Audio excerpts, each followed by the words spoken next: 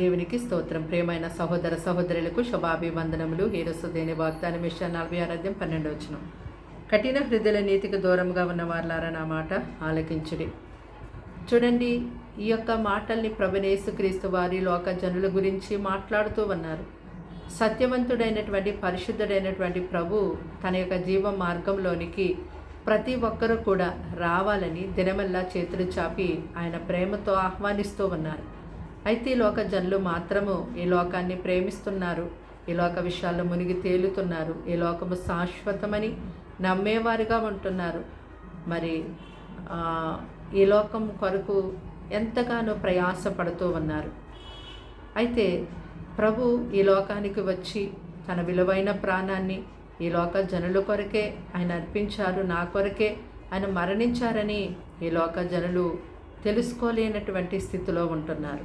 ఎందుకంటే వారి మనోనేత్రం ముయ్యబడింది, వారి హృదయము కఠినమైపోయింది. కాబట్టి ప్రభు యొక్క త్యాగము వారికి ఎంత మాత్రము కూడా అర్థం కావటం లేదు.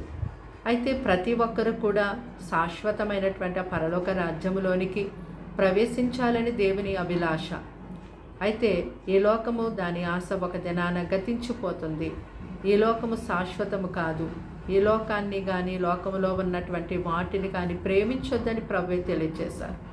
కాబట్టి ఇంకను కూడా ప్రభు వైపు చూడకుండా ఆయన యొక్క శిలువ త్యాగము నీకు అర్థం అవ్వట్లేదేమో.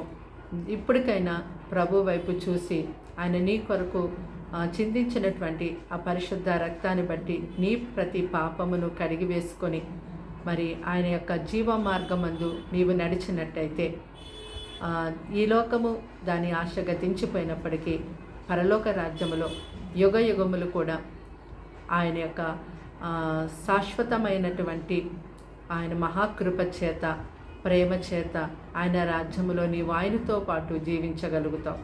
ప్రార్థన.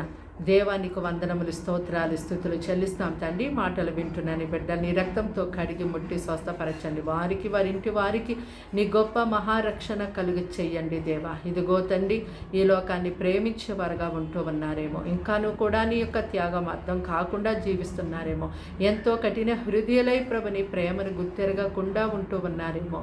ఇప్పటికైనా వారిని ప్రేమ గుర్తెరిగే వారిగా వారు లేవనెత్తండి ప్రభా. వారిలో ఉన్నటువంటి బంధకములు తీసివేతండి. లోకాన్ని, పాపాన్ని, వ్యసనాలను పెరికివేనా తండ్రి. వారి హృదయాంతరంగాలను కడుగుతండి, పరిశుద్ధపరచు, పవిత్రపరచుతండి అయ్యా. వారిని తట్టు తిరుగు వారిగా వారు లేవనెత్తండి ప్రభా. పాపమనే కట్లు తెంచివేనా తండ్రి. పరిశుద్ధాత్మదేవ వారిని దర్శించుము తండ్రి. ఇదిగో నా తండ్రి ప్రభా, అనారోగ్యంతో ఉన్న వారిని ముట్టి స్వస్థపరచండి. అప్పు సమస్యలతో ఉన్న వారికి యేసునామములో విడుదల ఇవ్వండి. చిన్నవారి మొదలు పెద్దవారి వరకు ప్రతి ఒక్కరిని క్షేమంగా కాచి దాచి కాపాడమని ఈ దినమంతా ప్రత్యేకమైన నీ కాపుదలి సన్నిధి వారికి తోడుగా ఉంచండి.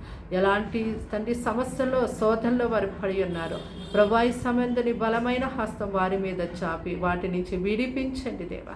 వారికి నెమ్మది సమాధానమును దాయిచ్చమని, మంచి ఆరోగ్యాన్ని ప్రసాదించమని యేసు నామమున వేడుకుంటున్నాం తండ్రి.